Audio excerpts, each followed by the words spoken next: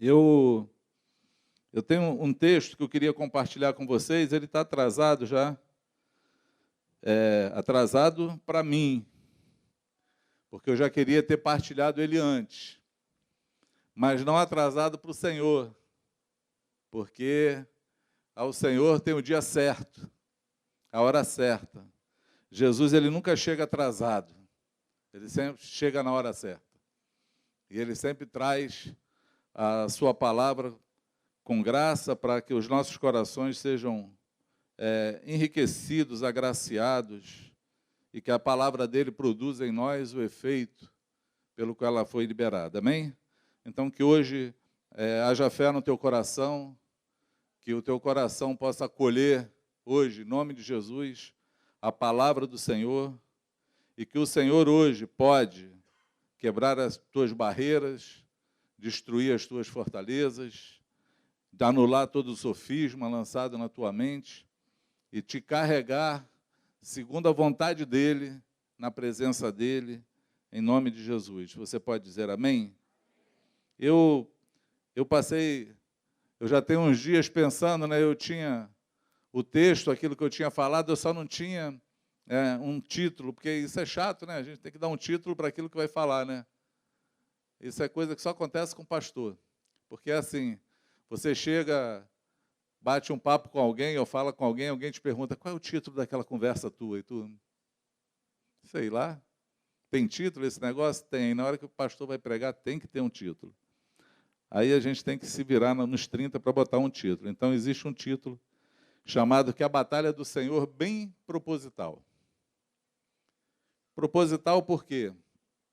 Porque todas as nossas guerras, elas não são vencidas no nosso braço. Elas são vencidas pelo poder do Senhor. Você pode dizer amém? Todas as nossas lutas, mesmo que Deus use os nossos braços para vencer uma batalha, a força, a suficiência, a destreza, a inteligência, vem do Senhor. O vigor, a saúde, vem do Senhor. Todas as coisas vêm do Senhor. É assim ou não? Amém? Você reconhece isso? Eu acho que é Provérbios 3, se não me falha a memória, né? Salvo engano, mas acredito que seja. Provérbios 3, que fala assim, confia no Senhor de todo o teu coração. Amém? Confie no Senhor de todo o teu coração. Creia que todos os teus caminhos estão na mão do Senhor. Essa é a fé que nós temos. Essa é a fé que nos move. E nos tempos de angústia, nos tempos de guerra, nos tempos de adversidades, quem está vivendo a adversidade hoje aqui? Tem pouca gente vivendo uma luta? O resto está todo mundo de boa? Que legal! Vou até mudar minha pregação. Espera aí, gente, eu tenho que mudar aqui. Está todo mundo de boa. Está todo mundo reinando soberanamente. Todo mundo beliscando os anjos. Glória a Jesus. Todo mundo com tudo que necessita. Ou você está enfrentando dificuldades? Ou as adversidades estão diante de nós? Ou os tempos são difíceis? Amém? Quem não está vivendo um tempo difícil aí? Quem está num tempo fácil? Vai ser mais fácil fazer essa pergunta, né? Quem está no tempo fácil aí, legal, levanta a mão aí, só para eu ver. É para pedir para você orar por nós. Ora por nós aí, em nome de Jesus, estende as tuas mãos. Então não está, né? Está todo mundo passando por uma batalha. Eu acho que isso que me motivou, a discorrer com vocês aquilo que eu pretendo falar hoje, que eu não sei se eu vou conseguir. Se o Senhor me der graça, se o Espírito Santo me der inspiração, a gente vai falar. Eu não dei os textos para você, né? 2 Crônicas, 20, 14 e 15.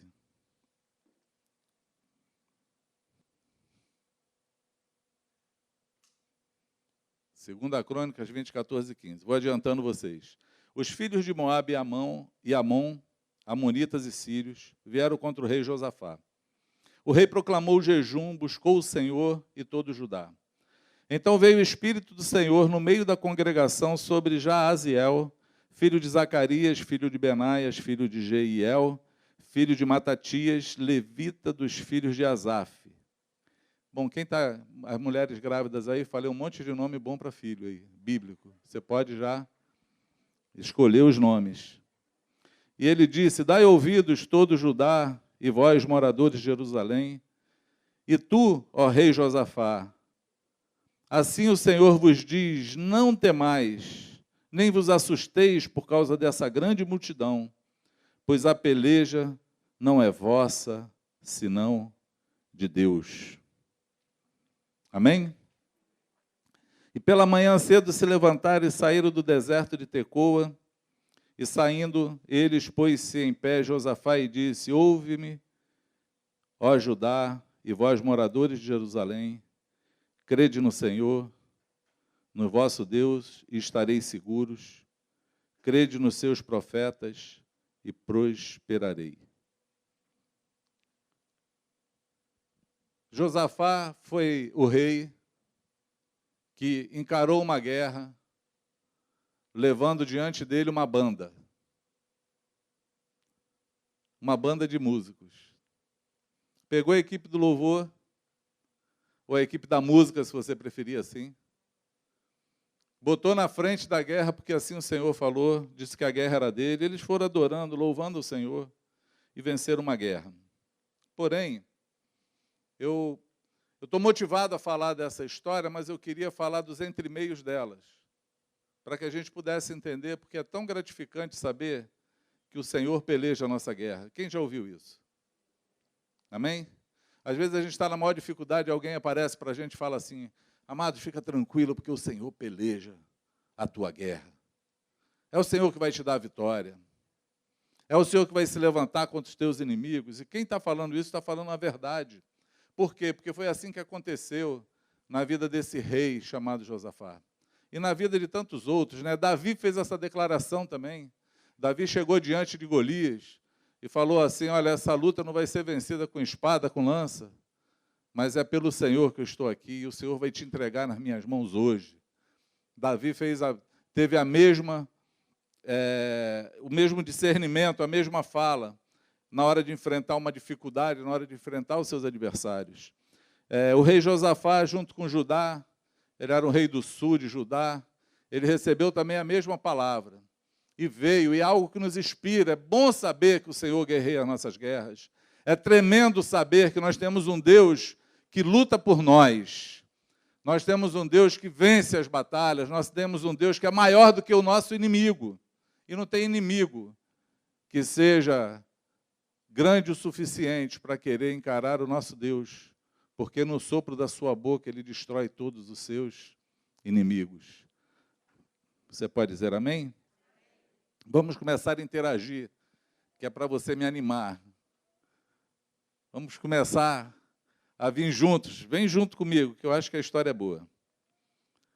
Então Josafá ouve, mas Josafá não é um rei despreparado e não falou isso por acaso. Ele não era um homem qualquer, um rei qualquer. Ele era um rei diferenciado. Eu quero falar desses entremeios para ver se quando nós ouvimos essa voz, essa palavra, ou alguém nos falando, ou aquela coisa no coração de que o Senhor está lutando por nós, se nós estamos exatamente na posição de ouvir o que Deus está falando conosco.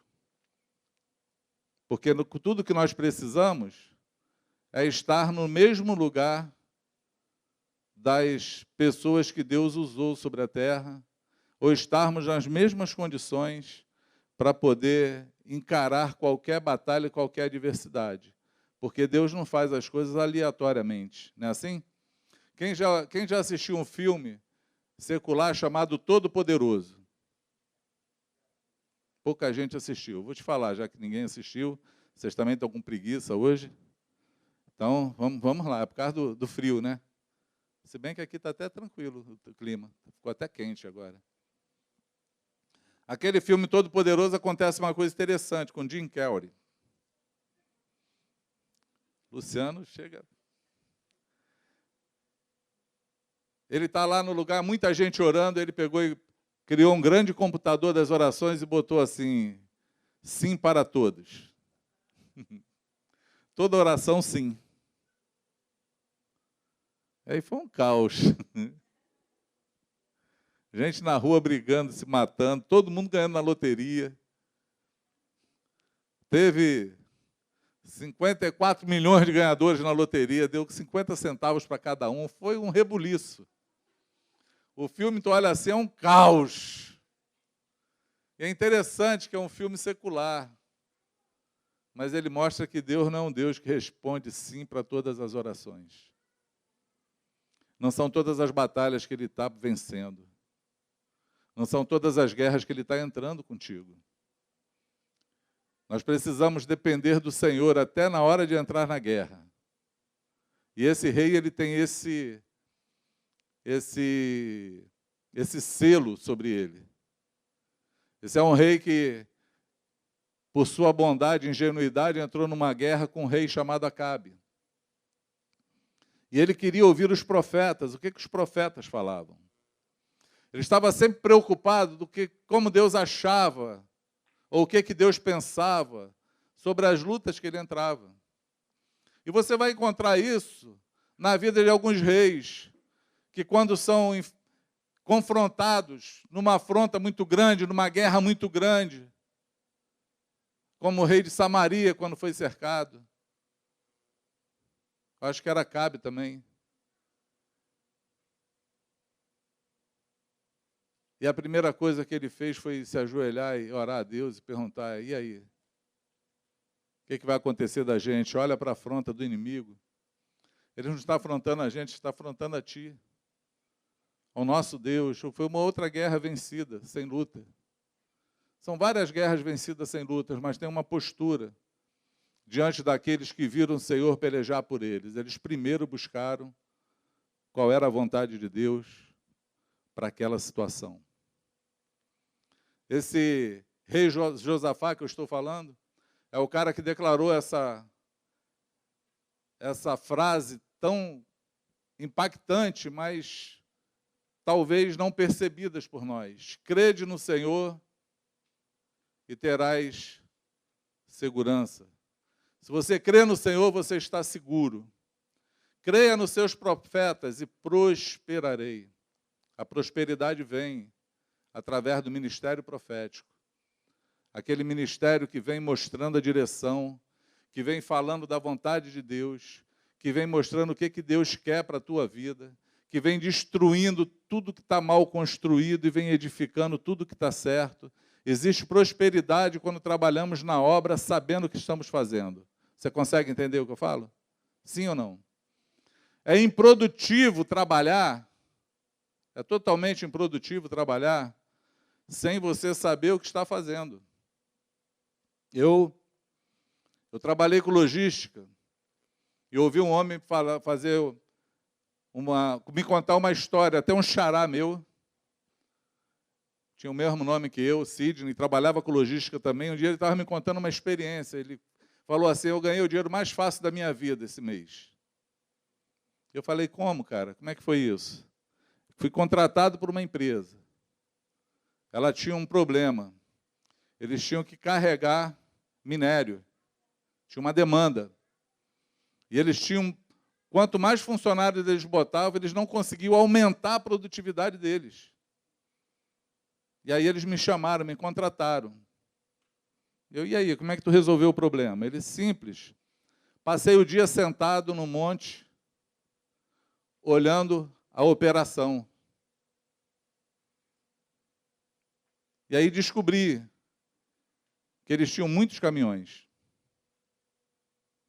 E os muitos caminhões, os muitos funcionários que eles colocaram atrapalhavam eles. Porque existia um tempo para o caminhão ser carregado. E quando ficava aquela fila de caminhão esperando não ser carregado, todo mundo descia e ia bater papo. Aí o caminhão carregava, saía, até o motorista voltar, acabar o papo, entrar no caminhão e botar o caminhão lá para carregar. demorava muito tempo, demandava muito tempo. Aí o que tu fez? Bom, eu somei o tempo, isso ele me ensinando, né?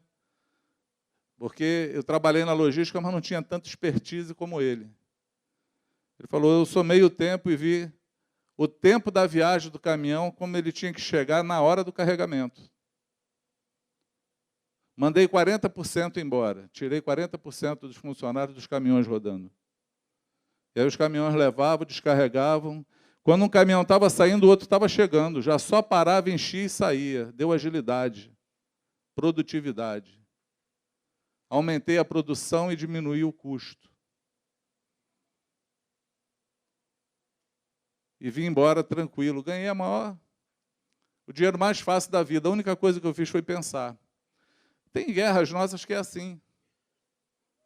Nós achamos que por muitas coisas que fazemos, ou por mais gente que angariamos nas nossas guerras, elas vão nos dar produtividade, mas não vão. O que tem produtividade na nossa vida é aquilo que o Senhor nos mandou fazer. Amém? Cada um de nós tem o dever de observar a voz do Senhor e viver segundo aquilo que Ele tem nos chamado para fazer, para que nós possamos ser produtivos na mão do Senhor e para que a nossa vida possa ser transformada segundo o que somos. Consegue entender o que eu estou falando? A nossa logística espiritual, ela tem que ser afinada. E esse rei, ele tinha essa logística, ele queria saber tudo do Senhor.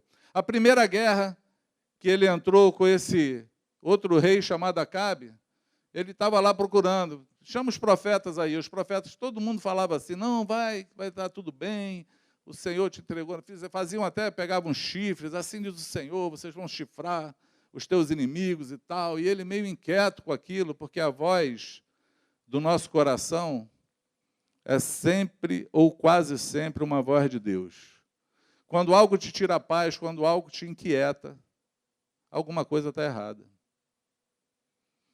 Quando alguém me pede um conselho sobre qualquer coisa e fala assim, eu estou querendo fazer um negócio, queria te ouvir porque eu estou sem paz, eu já sei o que responder. Não faça. Faltou paz, faltou fé, faltou direção, faltou certeza que Deus está contigo, faltou paz. Espera. Descansa. Espera a direção do Senhor. E aí foi assim que Josafá fez. E aí ele manda, olha para o rei e fala assim, mas só tem esses profetas aí? Não tem mais nenhum, não? Ele, cara, tem um, mas está preso. Porque ele só fala coisa ruim para mim. Só fala o que não devia. Isso está lá em 2 Crônicas 20, depois, se você quiser ver. O nome desse cara é Micaías. Acho que é isso, esse profeta. E ele manda chamar, então, o tal de Micaías. E Micaías chega lá e fala assim, olha, eu tive uma visão. Eu vi todo Judá disperso, fugindo dos inimigos. Eu vi essa guerra perdida. E aí o rei falou assim, eu não te falei que ele só fala mal contra mim? Prende ele até que eu volte. Aí ele, se você voltar. Porque nessa guerra você não volta vivo. E aí de 50 profetas que falaram, esse era o que tinha a palavra do Senhor. E aconteceu exatamente como ele disse. Mas esse profeta falou assim, eu vi o Senhor falando, vou colocar um espírito de engano na boca dos profetas para enganar esse rei. Era um rei que não queria ouvir os profetas, ouvia profetas enganadores. Mas existia um rei que queria ouvir a verdade de fato. Primeiro princípio para se vencer uma guerra é ouvir a verdade e viver a verdade. Amém? Nós temos que filtrar o que ouvimos e direcionar o que fazemos. 2 princípios para ver o Senhor lutando as tuas guerras. Amém? Diversificar é não focar. O contrário de focar é diversificar. Quando você diversifica, você não foca. É difícil ouvir Deus no meio da diversidade. O bom é ouvir Deus quando Ele direciona a tua vida de maneira reta. Ele fala contigo. O nosso Deus, o meu Deus e o teu é um Deus pessoal. Você pode dizer amém? Ele te conhece pelo teu nome. Ele conhece todas as tuas dificuldades. Ele entende todos os teus pensamentos. E Ele sabe exatamente o que fazer com a tua vida.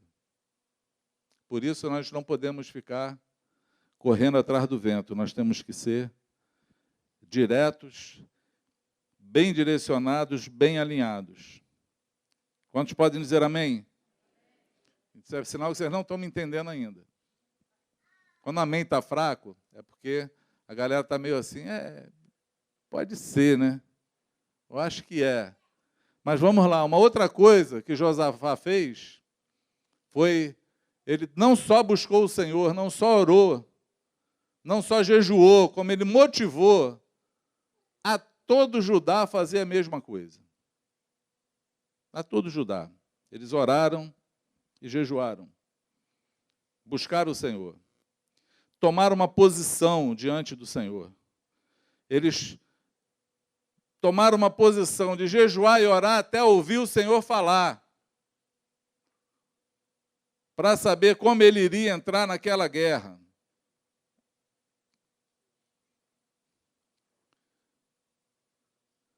Você já parou, jejuou e orou, buscou o Senhor, buscou ajuda com os irmãos? Irmãos, oram comigo. Se puder, jejua comigo. Vamos focar nisso aqui, porque eu preciso ouvir Deus nessa situação? Ou você simplesmente entra nas guerras sem saber o motivo? Você é daqueles que passa na rua, vê uma macumba e sai chutando. Sai daqui. A guerra nem é tua.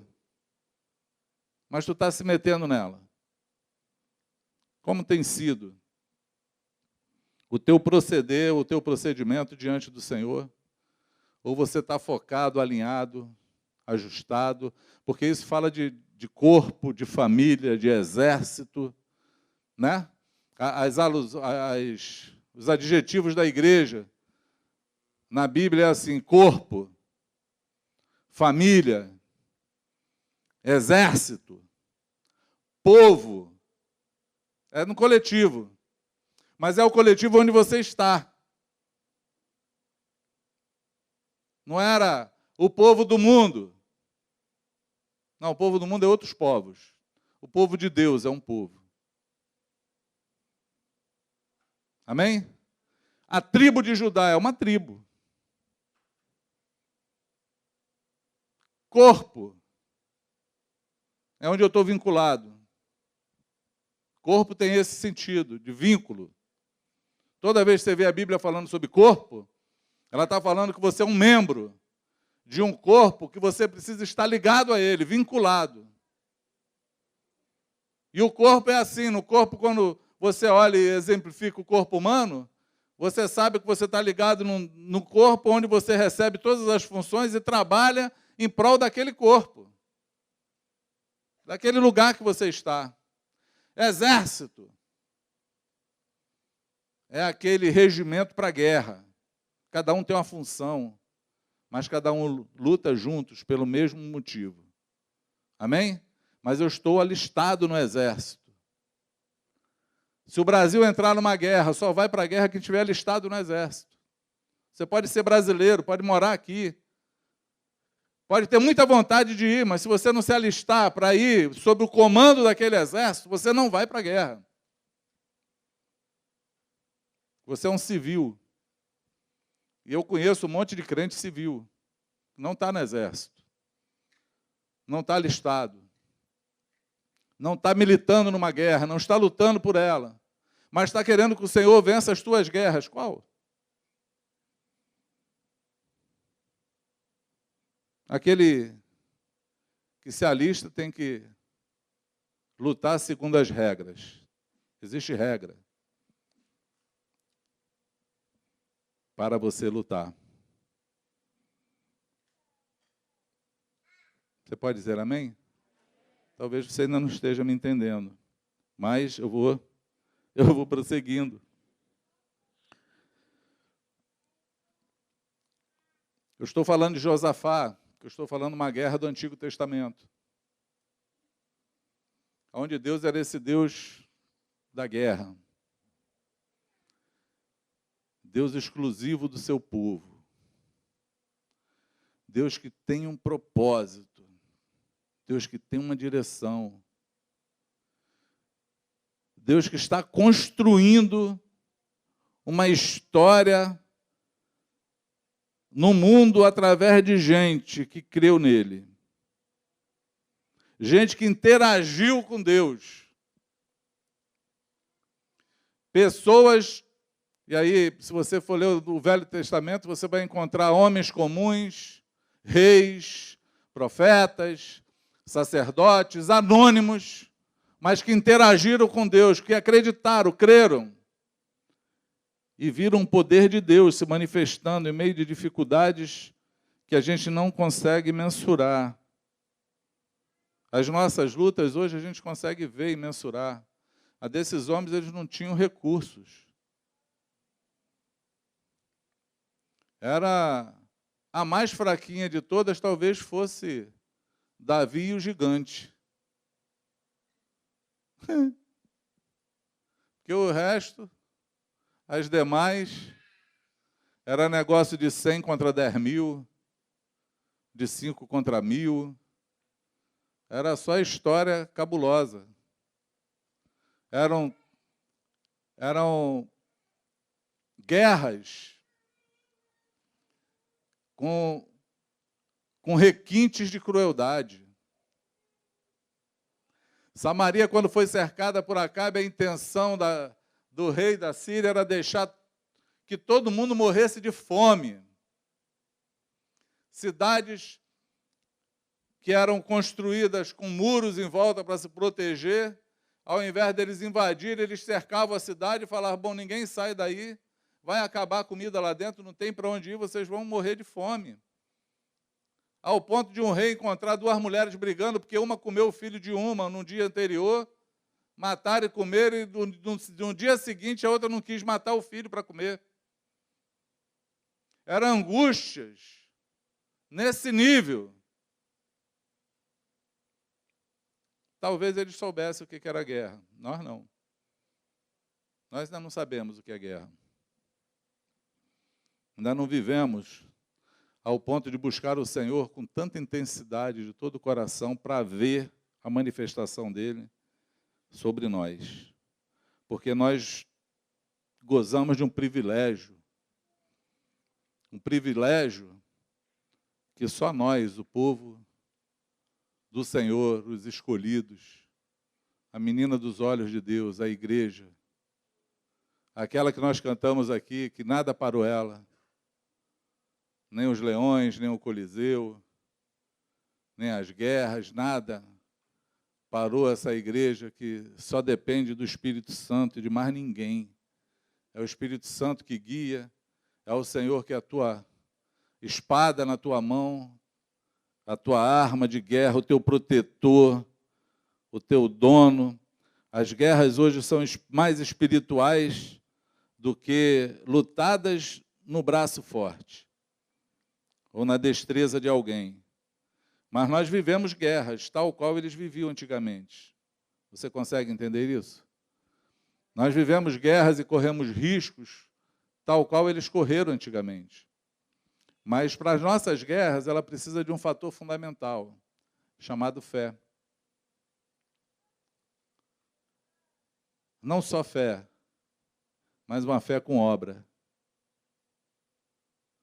Não só uma fé com obra, mas um coração disposto a servi-lo de qualquer maneira, de toda forma.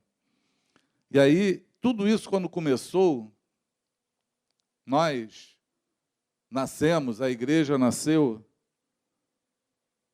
quando Jesus ressuscitou dos mortos. Eu tive até uma Eu tive uma discussão um dia, e aí eu não sei se você tem essa dúvida. A nossa fé, ela está fundamentada porque Jesus, ele não só morreu por nós, ele está vivo. Ele ressuscitou. Você tem esse entendimento? Que o respaldo da tua fé é porque você crê num Deus que está vivo e não morto? Sim ou não? Tu tem essa clareza na tua mente, ou você só olha para a morte de Jesus? A morte de Jesus, ela foi expiatória, né? Ela levou os nossos pecados. Ela pôde nos perdoar. Ela pôde nos dar vitória sobre todo o mal, toda a enfermidade. Mas o que deu a legalidade à morte de Jesus foi a ressurreição dele. Foi porque no terceiro dia ele ressuscitou. Ele está vivo. Ele vive hoje e vai voltar. A tua fé tem que estar apoiada nisso. Tem um irmão que eu não sei o nome, mas eu acho que aquele padre não sei o que, Rossi, esqueci o nome, Marcelo Rossi, eu acho que ele regravou essa música, que diz assim: o meu Deus não está morto, pendurado no madeiro. O meu Deus não é de ouro, nem de bronze, nem de pedra. Acho que é isso. O meu Deus está bem vivo, está agora com você. O meu Deus pode curar todo o teu ser. Para ser abençoado não precisa pagar promessa. Jesus Cristo já morreu por nós, a vitória já é certa. É. Quem lembra mais do resto da música? Só eu, né? Tem gente que nem conhece.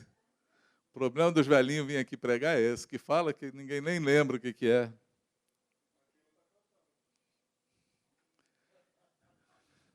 Jesus é o Rei da Glória, Ele é o único que pode te dar a vitória. Amém? Mas é porque Ele ressuscitou, amados, Ele está vivo. Você pode falar com Ele. Você pode acreditar nele. E você pode esperá-lo. Né? Quando a música que nós cantamos, não sei se você tem esse entendimento, né? Estou esperando alguém gritar, o noivo vem. É ele, porque ele virá. Todo olho verá. Todo olho verá a vinda dele. Amém? Mas deixa eu contar uma história para vocês. Eu tenho tempo ainda. Deixa eu contar a história para vocês. Lucas 4, vamos lá, gente? Jesus sai da tentação no deserto e vai na sua cidade. Segundo as Escrituras, conduzido pelo Espírito Santo, cheio do Espírito Santo.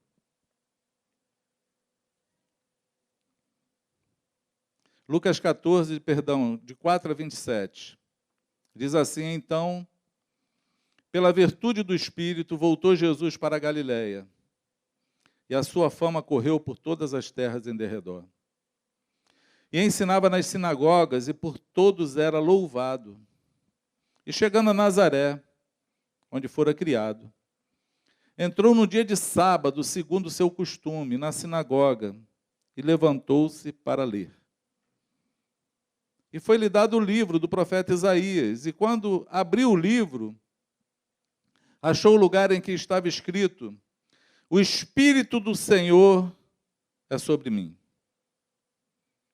pois que me ungiu para evangelizar os pobres, enviou-me a curar os quebrantados de coração, e a pregoar liberdade aos cativos e dar vista aos cegos, a pôr em liberdade os oprimidos e a anunciar o ano aceitável do Senhor.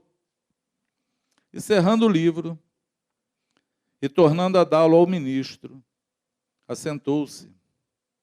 E os olhos de todos na sinagoga estavam fitos nele. Então começou a dizer-lhes: hoje se cumpriu esta escritura em vossos ouvidos. E todos lhe davam testemunhos e se maravilhavam das suas palavras de graça que saía da sua boca. E diziam: não é este o filho de José? E ele lhes disse: sem dúvida me direis esse provérbios: médico, cura-te a ti mesmo. Faze também aqui na tua pátria tudo o que ouvimos ter feito em Cafarnaum. E disse: em verdade vos digo que nenhum profeta é bem recebido na sua pátria. Em verdade vos digo que muitas viúvas existiam em Israel nos dias de Elias, quando o céu se cerrou por 3 anos e 6 meses, de sorte que toda a terra houve grande fome, e nenhuma delas foi enviado Elias, senão a Serepta de Sidom, a uma mulher viúva. E muitos leprosos haviam em Israel no tempo de profeta Eliseu, e nenhum deles foi purificado, senão Naamã o sírio. Lucas 14, 4, 14 a 27. Amém? Esse é um marco na história da religião se encontrando com a graça. Da fé numa crença se encontrando com Deus verdadeiro. Numa fé dos ritos, se encontrando com Deus vivo. Essa é uma fé do escritor se encontrando com o leitor do livro. Essa é uma fé muito interessante. Eu acho que Franco estava falando, estava lá em Pôr da Folha, chegou uma irmã, sentou com ele, uma irmã que ele não conhecia, veio de longe, quando soube que estava lá, e falou assim: eu li teu livro. Aí ele: qual? Aquele Perdão e Purificação. Ah, e aí, gostou, irmã? Gostei, mas tem uma parte daquele livro que eu não consigo crer. É muito forte. É impossível isso ter acontecido. Aí o Franco: qual? Aquela daquele casal que teve um marido lá, molestou uma menina, e aí no final eles se perdoaram, estava todo mundo junto, e Deus trouxe restauração sobre todos eles. Aquilo foi assim mesmo? Aí, curiosamente, as coisas que Deus faz, o encontro do leitor com o escritor. Do lado da mesa estavam todos os personagens, na outra mesa almoçando juntos. Aí o Franco falou: olha, a melhor pessoa para falar isso para vocês são os protagonistas da história. Eles estão ali sentados, ali naquela mesa ali, senta e pergunta para eles. Que confronto de uma realidade contra uma coisa que você simplesmente leu e não creu. Eu acredito que isso dá alusão ao que eu estou falando. Porque Jesus está numa sinagoga, era o lugar onde as pessoas liam as Escrituras. Havia um ministro lá que dava o livro para você ler e falar sobre o texto. Não era um livro das Escrituras que vivia na mão de todos. Era só os ministros que tinham as Escrituras. Jesus apanha as Escrituras, lê o texto de Isaías e fala da profecia que Isaías falou e diz assim: olha, hoje se cumpriu diante de vocês essa profecia. Fecha o livro e senta. Ele era a profecia. Era dele que o profeta estava falando. Era o Verbo encarnado, era o Deus na terra. Era aqueles que os homens deveriam olhar para ele, se prostrar diante dele, perguntar para ele dos mistérios, de como viver, de quero estar contigo. Talvez aqueles que tenham desejo de adorar e falam: o dia que o noivo vier, a gente vai se animar, vai gritar, vai chorar, vai abraçar, vai beijar, e talvez ele venha e você esteja como esses estiveram, sem nenhuma fé no coração, sem nenhuma virtude do Espírito Santo, sem nenhuma esperança, porque o que nos move é a esperança e a fé. Talvez a gente não tenha aprendido com Josafá a crer no Senhor e fique seguro e crer nos seus profetas e prosperareis. Poderiam olhar para ele pelo menos como um profeta e crer naquilo que ele estava falando, para que essa palavra se prosperasse sobre eles. Mas nós temos uma mania muito feia de não acreditar nas pessoas simples, de não acreditar na simplicidade do Evangelho, de não acreditar que as coisas simples que nós precisamos fazer e viver é exatamente isso que Deus quer que façamos. A gente vive numa fé muito pirotécnica. A gente corre atrás de ver manifestações divinas, mas que não muda a nossa vida em nada. E Jesus veio para os seus para falar que ele estava ali para curá-los, para encontrá-los. Mas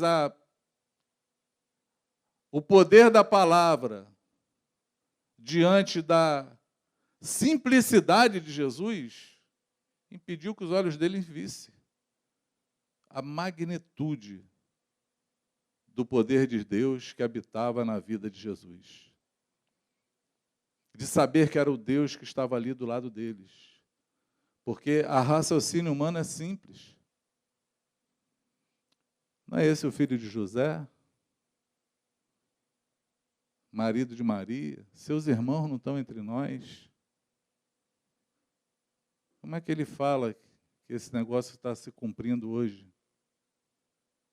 Como se fosse com ele? Você já reparou e parou para perceber que quando Deus quer nos confrontar com alguma coisa, falar conosco, ele usa aqueles que você não crê que pode falar alguma coisa da parte de Deus? Ele usa gente simples. Ele pega uma mula qualquer e usa. Porque ele usa quem ele quer.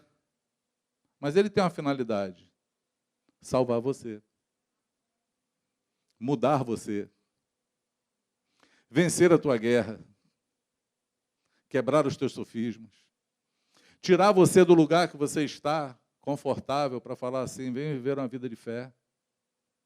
É assim que ele faz. Nós precisamos dar atenção a isso. Se eu não me engano, é 2 Coríntios 10. Se não for, está na circunvizinhança. Que Paulo fala assim: eu tenho zelo de vocês, como alguém que vai entregar vocês como uma noiva a um noivo em casamento. Mas eu estou temeroso que, assim como a serpente enganou a Eva, vocês sejam corrompidos da vossa maneira de viver, da simplicidade devida a Cristo que vocês aprenderam. Paulo está falando que, assim como o diabo enganou a Eva lá, com a astúcia dele, vocês possam ser enganados e sair daquilo que é simples. Das coisas simples, mas verdadeiras, profundas. Daquilo que a gente acha que não precisa, que não vai mudar nada, mas é aquilo que Deus quer que você faça. Eu já vi histórias simples, que um dia eu falei, eu queria escrever um livro assim, Pequenas Obediências, Grandes Vitórias. E colocar só esses tipos de ações que eu já vi. Só essas histórias de simplicidade, de sujeição, de obediência. Histórias assim que tu olha assim e se contar, talvez você nem acredite que seja verdadeira. Porque é simples. Mas era aquilo que Deus queria. Entende o que eu falo? Quando você vê famílias sendo restauradas, porque alguém teve a coragem de falar a verdade, de pedir perdão por um pecado que cometeu, na nossa mente vai dar ruim, vai morrer alguém, vai separar todo mundo, vai ser a terceira guerra mundial. E aí, quando você vivencia, você vê Deus fazendo a obra, transformando pessoas, ganhando gente, mudando o coração. É simples, mas é profundo. Amém? São caminhos simples. O reino de Deus é deixar a injustiça. Só isso? Não fazer a justiça. Só isso? Não sofrer a injustiça. Faz parte do reino. Faz parte sofrer a injustiça. Mas quando eu faço por amor a Jesus, o poder dele se manifesta na minha vida. A palavra dele se cumpre. A simplicidade atrai a graça do Senhor sobre a nossa vida. Quando nos movemos de forma simples.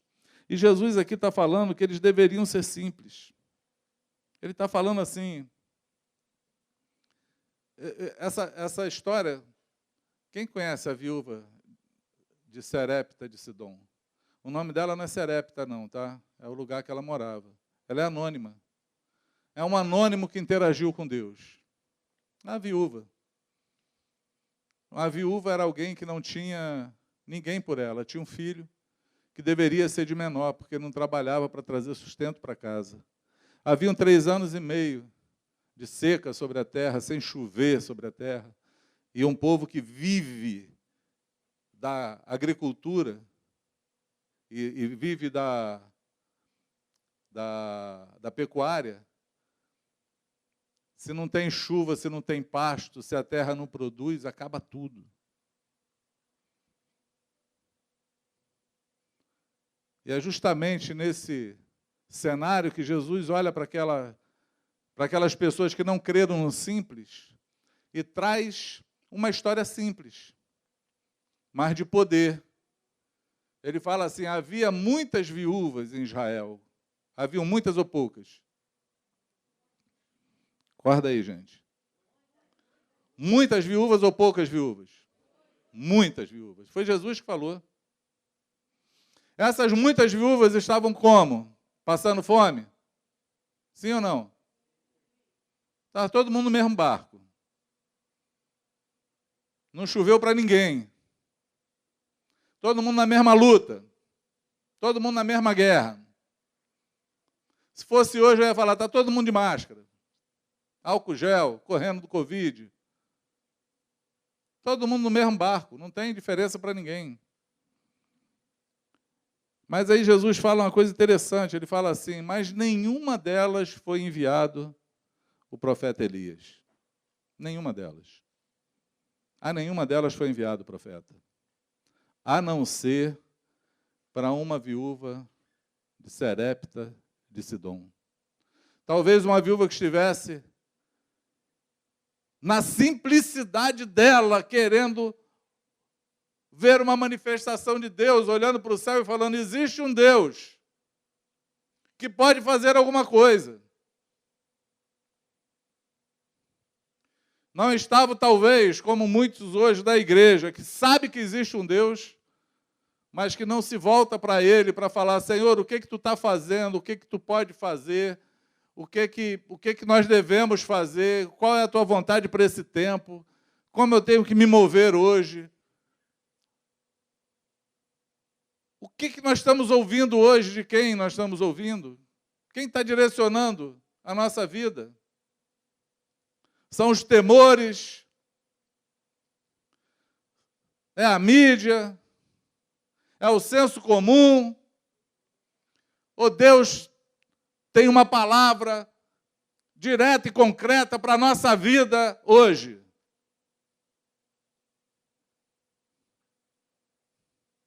Porque o salmista falou que o guardião de Israel, o guardador de Israel, ele não dorme, ele não pestaneja, ele nem pisca. Ele tem um desejo, uma vontade.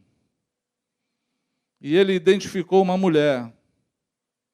E ele falou, eu vou enviar o profeta para lá. Falou para o profeta, eu vou te enviar para uma viúva. para ela alimentar você. Mas o profeta não era alimentado se Deus não fizesse o milagre. Porque ele não tinha comida, mas também a viúva também não tinha. Ele chegou lá e perguntou para ela, o que tu tem para comer? Ela falou, eu tenho um pouco de azeite, um pouco de farinha, vou fazer um bolo. Vai comer eu e meu filho e vamos esperar a morte, porque acabou a comida, a gente vai morrer de fome. Não sabe precisamente qual o tempo que isso vai chegar, mas vai acontecer, é inevitável. Não tem de onde tirar a comida. E aí essa mulher faz igual o rei fez, Josafá. Ela olha para o profeta e acredita no que ele fala. Ele fala assim para ela, faz um bolo pequeno para mim, faz outro para o teu filho. E enquanto não cair chuva sobre a terra, não vai faltar nem azeite e nem farinha nessa tua lata aí de mantimento. E a gente vai passar esse tempo todo aqui, vendo esse milagre de Deus acontecer todo dia, igual o maná que caía do deserto. Ela acreditou nisso. Ela creu nos profetas. Prosperou. Ela priorizou Deus. Prosperou. Ela sabia que a vida dela dependia do Senhor. Prosperou. E a simplicidade do coração dela fez ela passar. Ela não olhou para o profeta e falou assim, tu não é lá de Jerusalém? Se Deus está contigo, por que não chove na terra? Por que lá não tinha que ter comida para eu ir para lá? Tu não é homem como eu, comum? Talvez se ela soubesse, ela falaria assim, não foi você que falou que não ia chover e trouxe essa desgraça sobre a terra? Falaria que nem o rei falou para Elias, acaso, és tu, agitador de Israel? Ou tão certo como vive o Senhor, hoje ainda eu vou matar Elias. Ela não fez nada disso. Ela simplesmente creu, fez o bolo, deu a parte do profeta, comeu e passou toda o tempo da seca sendo suprida de maneira milagrosa. Você pode dizer amém? Jesus está fazendo um contraponto, amado. Ele está fazendo um contraponto da fé pungente, verdadeira, da fé teórica que aqueles homens conheciam, lendo aqueles pergaminhos todo dia, mas não tinham nenhuma revelação, nem nenhum compromisso com aquilo, e não sabiam as obras que Deus estava fazendo sobre a terra. Não identificaram o seu Senhor no dia da sua visitação, não viram acontecer. E ele fala também sobre Naamã, o sírio. Ele fala assim, havia muitos leprosos, muitos ou poucos? Muitos leprosos em Israel. Mas nenhum deles foi curado, a não ser o sírio, Naamã. Coisa interessante isso, amados. Quantos leprosos poderiam ter procurado o profeta? Vários. Tem um profeta em Israel. Pô, vou lá. Se tem um profeta, Deus está falando. Não é isso? Tem um texto de Amós falando assim, rugindo o leão, quem não temerá? Falou o Senhor, quem não profetizará? Amós 3,3, se eu não me engano. Se tem alguém profetizando, se tem um profeta, Deus está falando. Muitos leprosos poderiam ter ido, buscado a cura. É o que Jesus está falando. Mas a quem foi enviado a Eliseu? O sírio, chamado Naamã. E aí eu vou terminar falando da fé desse sírio, que o meu tempo já foi. Não consigo avançar mais. Eu quero falar da fé desse sírio, eu quero que você preste atenção no que eu estou falando. Pay attention, please, now. Esse sírio, ele é o único que a Bíblia registra, leproso, que não está excluído da sociedade. Porque todo leproso era excluído da sociedade. Todo leproso andava com um sino pendurado no seu pescoço. para que ninguém chegasse perto dele, porque era uma doença contagiosa. Na sua época, pior do que um Covid. Porque tinha que ter distância. E se entrasse na cidade e alguém visse, atrás de comida, de alguma coisa, tacavam pedra nele, saía na base da pedrada. Sai daqui! Imundo! Blum! Se assustou, né? Sai daqui, imundo! Tacava pedra no imundo. Mas esse cara não, esse sírio, ele era herói de guerra. Benquisto pelo rei dele. E ele tinha uma escrava que eles levaram na guerra, mas ela era judia. E quando ela viu que o cara era leproso, ela fez uma exclamação. Ela falou, quem ouviu foi a mulher dele, falou assim: ah, se o meu senhor fosse lá na minha terra, Israel, ele ia saber que lá tem um profeta que pode curar a lepra dele. Engraçado isso, amados. Essa mocinha escrava sabia o que os leprosos da sua época não sabiam, que aquele profeta podia curar. Mas esse profeta, ele tem, esse leproso, ele tem algumas coisas que são peculiares. Eu queria falar contigo, porque talvez a gente se identifique hoje aqui. Ele era um herói de guerra, na rua. Dentro de casa, ele era um leproso. Eu conheço muita gente que é herói de guerra na rua. Herói na igreja. Vencedor em tudo que é lugar que vai, mas quando chega dentro de casa é leproso. Doente. Precisa de cura. Precisa de restauração. Mas ele se escondia atrás da armadura dele. Ele se escondia atrás das divisas. Ele se escondia atrás das coisas que ele tinha feito antes. Porque tem coisas que a gente faz no passado que nos dão respaldo hoje, mas hoje talvez nós não sejamos aqueles que Deus fez ou que nós conquistamos no passado. Talvez nós somos pessoas doentes, precisando de cura. Desesperadamente precisando, Senhor. Mas quando esse cara ouviu, esse leproso, ele acreditou. Ele acreditou que podia ter um profeta mesmo em Israel que curasse ele. E ele andou num nível muito humano. É aquele nível que a gente usa hoje. Vou falar o nível dele.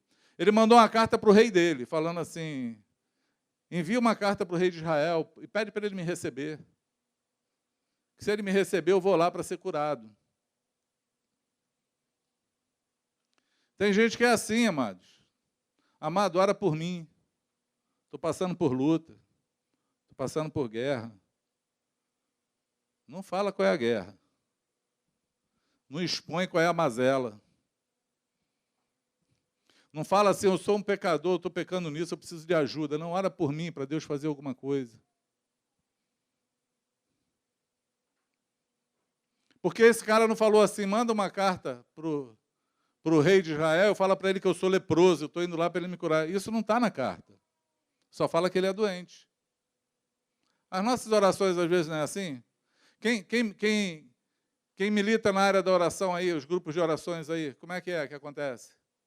Alguém já chegou para vocês e falou assim, pô, amado, eu estou precisando de ajuda, eu sou um pecador. Eu tenho um problema de impureza nos olhos. Eu tenho um coração invejoso. Eu tenho um problema com pornografia. Eu traí a pessoa que eu amo e eu preciso de ajuda para conseguir restaurar isso. Eu quero sair das trevas. Porque a lepra é uma doença da carne. E a lepra, ela tem uma peculiaridade nela, e se você olhar, você vai identificar isso quando a gente convive no meio de família. A lepra, a primeira coisa que ela faz é tirar a sensibilidade do toque. Tem gente que se queima e nem viu que se queimou e descobre que está com lepra. Você perde a sensibilidade de ser tocado. A lepra, ela te exclui do meio das pessoas. O pecado é uma lepra. As trevas é uma lepra.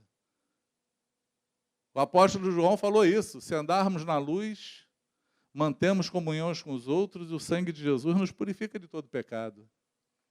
Se lê isso ao contrário, é assim: se eu andar em trevas, eu não tenho comunhão com os outros, e o sangue de Jesus não vai me purificar dos meus pecados. A matemática é simples. É a doença da carne. É os pecados da carne. É aquilo que a tua carne produz de obra, porque a carne produz obra. Gálatas 5,16 você fala, vê lá, porque as obras do Espírito são, mas as obras da carne são. A carne produz obra. Quem disse que a carne não produz obra? Produz muita obra. Mas esse leproso, ele foi, e é engraçado isso, que quando o rei vê a carta, o rei rasga as vestes, fica desesperado, acha que o cara está procurando alguma coisa contra ele, porque pensa num rei que tem um profeta dentro de casa, mas ele não acredita que Deus usa os profetas, e que nem que aquele profeta é Deus que ungiu. Ele só se desesperou e falou assim: por acaso eu posso curar esse cara? Eu lá sou Deus?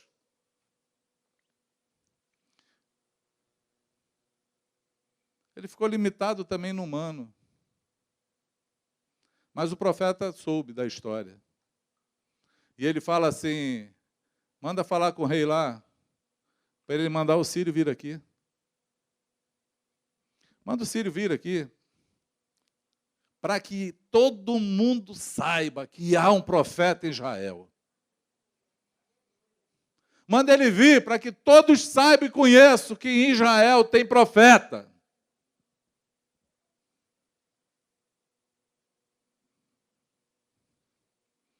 E aí esse homem, o maior problema da carne dele era o orgulho, a soberba.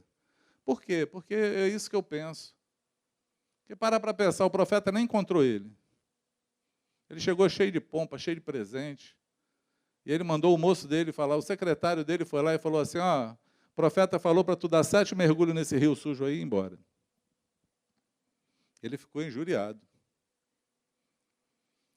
Na minha terra tem rio, mas mais limpo que esse, mais bonito.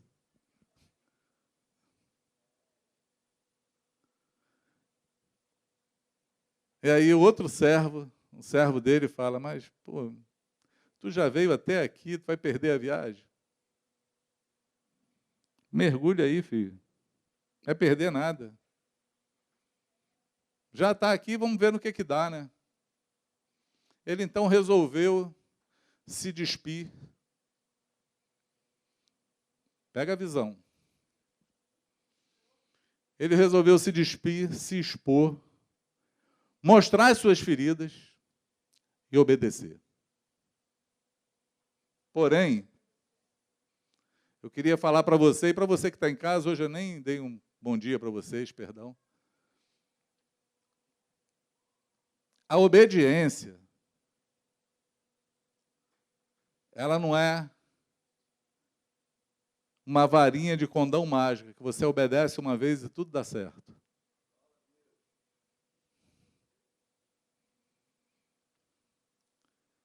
Porque o profeta falou assim: dá 7 mergulhos. Não é no primeiro mergulho que você vai ficar curado.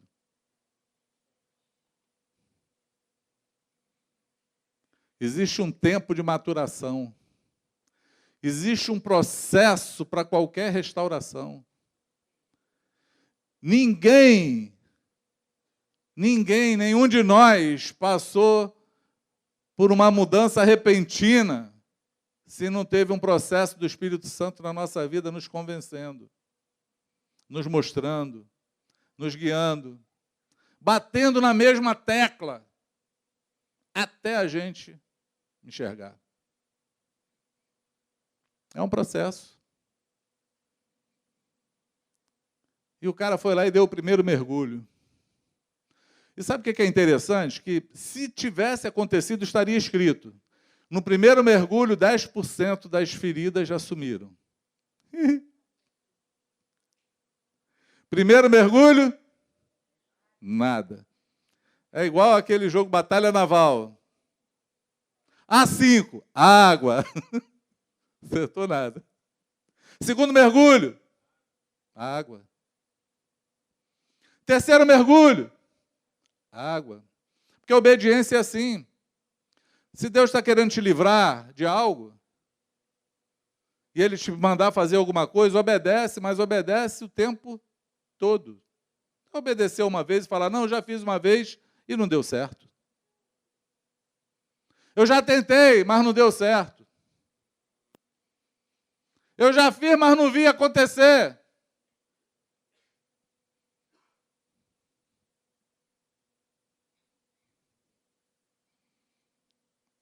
Deus tem um processo.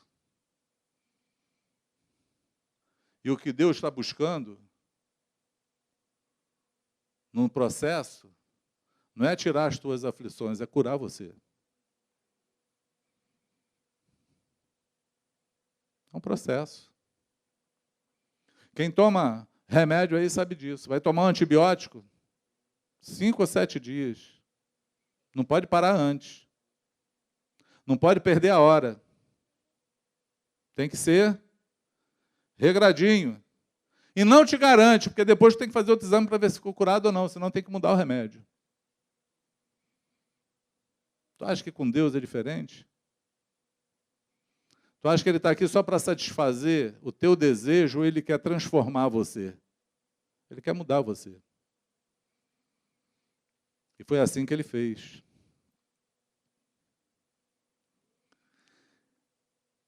Do quarto mergulho para frente, começa a ficar mais difícil.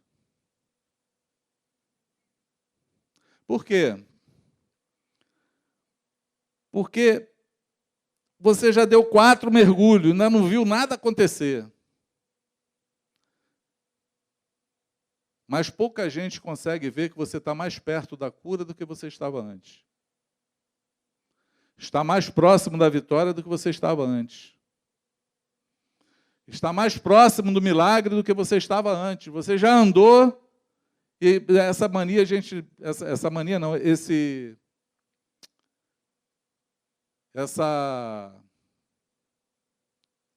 ô carambola. Esse costume nós não temos. Obrigado, filho. Nós deveríamos ter esse hábito. Porque nós temos a mania de desprezar tudo que já fizemos. Tem gente que uma coisa não deu certo, ele anula tudo para trás. Anula. Eu não dou para isso. Esse negócio não é para mim, eu não tenho jeito. Não adianta lutar, não adianta tentar. A desistência chega fácil no coração das pessoas por um único motivo, porque não olha para trás. Porque quando a gente olha tudo que nós já caminhamos, desistir é uma grande burrice. Porque quando você desiste, você perde e joga fora tudo que você já fez. E aí, depois do quarto mergulho, é mais difícil. Porque dá aquela impressão de inutilidade, mas escreve aí, pega a visão, você está mais perto da vitória. Amém? No quinto, no sexto, o último mergulho é o fatal. Porque o último é aquele. Eu agora insisto e assino meu atestado de burrice, boto a orelha de burro, ou eu continuo crendo que vai acontecer. Ou eu continuo crendo que Deus falou, Ele vai fazer. Ou eu continuo acreditando que se Deus usou alguém para falar, Ele vai cumprir a promessa dEle. Ou eu continuo crendo que eu não vim até aqui em vão, o Senhor é comigo e Ele vai fazer acontecer. Esse é o mais difícil de todos, é o último mergulho.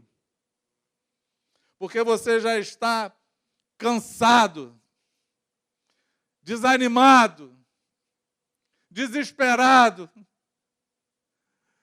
Você já está se achando um nada, um bobo.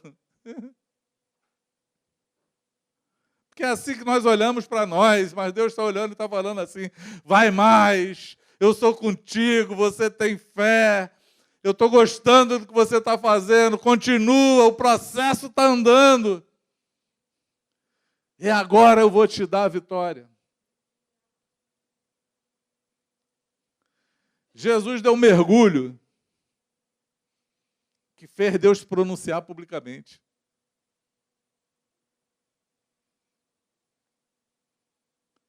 E aí eu queria que todos nós que estamos aqui, que temos um problema com autoimagem, com orgulho, soberba, pensasse nisso.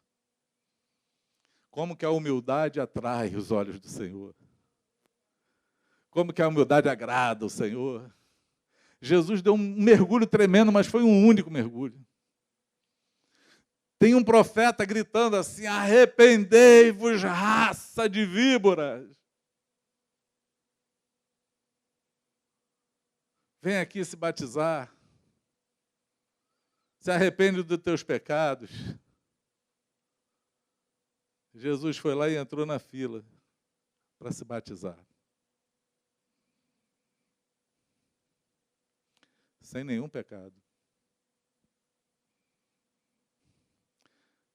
O Deus que criou o homem estava ali para cumprir com um mandamento que ele próprio falou para fazer. Ele falou, eu não posso deixar de fazer, porque eu tenho que ser exemplo dos fiéis. Eu tenho que ir. Ao ponto de João olhar para ele e ficar constrangido quando reconheceu ele.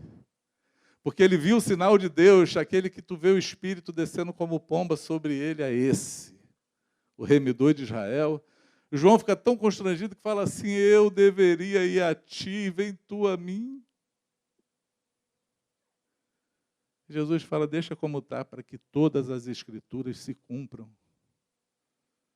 Repete comigo assim, obediência. Obediência. Amém? Nós temos que obedecer os processos e aquilo que Deus falou, a palavra dele para a nossa vida. Porque se nós queremos que o Senhor guerreie as nossas guerras, nós temos que lutar segundo as normas. Nós temos que lutar segundo as normas. A gente não vai ficar sentado falando assim, não, o Senhor está fazendo, o Senhor vai lutando, quando você olha para você, acha que você não tem que fazer nada. Que essa adversidade não está tratando contigo. Que essas enfermidades não estão tratando do teu caráter. Que a humilhação que vai entrar no teu coração, você vai ter que tirar as tuas armas, botar os teus escudos para fora, se expor, mostrar as tuas mazelas, falar, eu sou um leproso. E é leproso, mergulha 7 vezes aí nesse troço sujo, você vai mergulhar todas as 7, sem exceção de nenhuma, para poder olhar para a tua carne e ver que você está são, que o Espírito Santo está habitando em você, que Ele agora te sustenta nas tuas fraquezas, que Ele tem poder para descarregar, para te levantar, para te fazer se arrepender quantas vezes for necessário, porque a suficiência agora vem dEle, não tua. É assim que nós devemos fazer para ver as nossas guerras vencidas. Quantos podem dizer amém? Amém?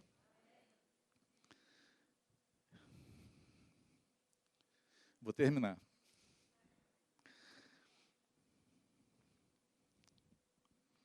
Você consegue entender o que eu estou falando, amados? Para que Deus vença as tuas guerras, priorize Ele.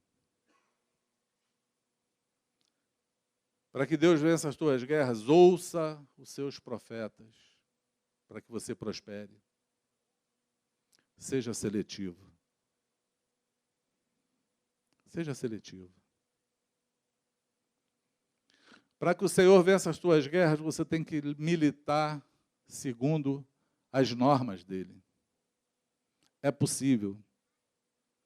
Foi possível para a viúva anônima, foi possível para o sírio leproso, é possível para nós, a não ser que a nossa resposta seja como aos de Nazaré. Acaso esse fulano aí, a gente não conhece ele, a mãe dele não está por aí? E não veja aquilo que Deus está fazendo e falando sobre a terra, sobre a sua vida. Amém? Eu vou terminar com um texto. Eu falei que vou terminar já umas 3 vezes, mas agora eu vou tentar. Mateus 11, 25, 30 a 30. Jesus fala assim: naquele tempo, respondendo Jesus, disse: graças te dou, ó Pai, Senhor do céu e da terra, que ocultaste essas coisas aos sábios e instruídos e as revelaste aos seus pequeninos. Sim, ó Pai, porque assim te aprouve. Todas as coisas me foram entregues por meu Pai, e ninguém conhece o Filho senão o Pai, e ninguém conhece o Pai senão o Filho, e aquele a quem o Filho quiser revelar. Vinde a mim, todos os que estáis cansados e oprimidos, e eu vos aliviarei. Tomai sobre vós o meu jugo e aprendei de mim, que sou manso e humilde de coração, e encontrarei descanso para as vossas almas, porque o meu jugo é suave e o meu fardo é leve. Amém? Ele ocultou dos sábios entendidos, mas ele revelou a nós, os pequeninos.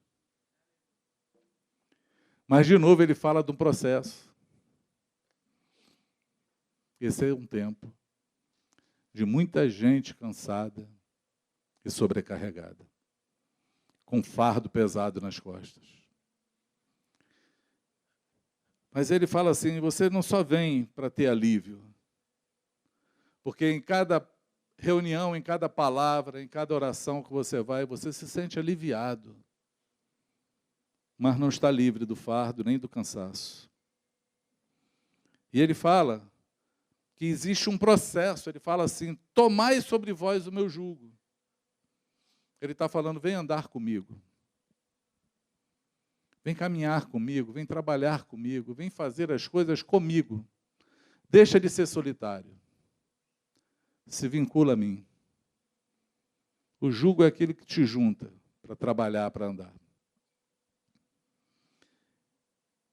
E uma vez que você está comigo, ele fala assim: aprende de mim, que eu sou manso, humilde de coração. O dia que você aprender isso, você vai encontrar descanso para a tua alma. Amém? Você quer alívio ou você quer descanso? Porque se você quiser descanso, anda nos mesmos passos de Jesus. Aprende com ele ser manso e humilde. Agora é interessante que ele fala: o meu jugo não vai te machucar, ele é suave. Andar comigo não é te obrigando, é andando segundo o que você anda, é andando no nível que você quer, é indo até onde você deixa, é trilhando o caminho que você quer levá-lo junto. Agora, o meu fardo, ele fala, é totalmente leve. Não é pesado. Os mandamentos do Senhor não são pesados. Eu encontro muita gente fazendo penitência. Eu encontro muita gente querendo ser boa para aliviar os seus pecados. Querendo fazer o bem porque a sua mente te acusa. Querendo acertar porque acha que está em dívida. Esse fardo é pesado. Porque você nunca vai conseguir pagar a dívida que você tem. Nunca. O fardo de Jesus, ele é totalmente leve. Porque ele muda você, transforma você, faz você encontrar um poder na humildade. Faz encontrar com ele no meio da mansidão. E você vai encontrar totalmente descanso para a tua alma. Que o Espírito Santo hoje encontre um lugar no teu coração. Que o teu coração seja hoje um coração que abriga a palavra do Senhor.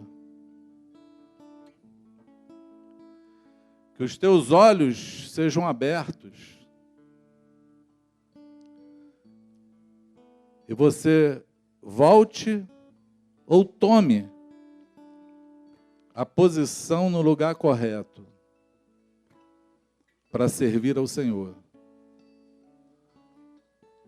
segundo as suas normas, com toda obediência, com toda a fé e com toda a direção. Em nome de Jesus. Amém? Você pode curvar a tua cabeça?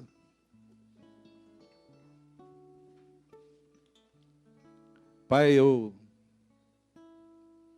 como falei aqui no começo, eu ia tentar falar aquilo que está no meu coração. Mas eu sei que tu não precisas de mim para falar com teus filhos. Tu fala entre as linhas. Tu fala aquilo que nós não falamos. Tu tem esse poder de falar ao coração. Toma posse da tua herança aqui, nessa manhã. Entra nesses corações, nessas casas, nessa mente agora, e traz total revelação daquilo que eu tentei falar aqui. Que nós precisamos te ouvir. Nós precisamos seguir a tua voz e ter a tua direção. Nós precisamos crer nos teus profetas. E precisamos crer em ti, porque isso é segurança. Nós precisamos, Senhor, nos humilhar. Porque num tempo chamado hoje, embora com tanta diversidade, poucos joelhos se dobram diante de ti.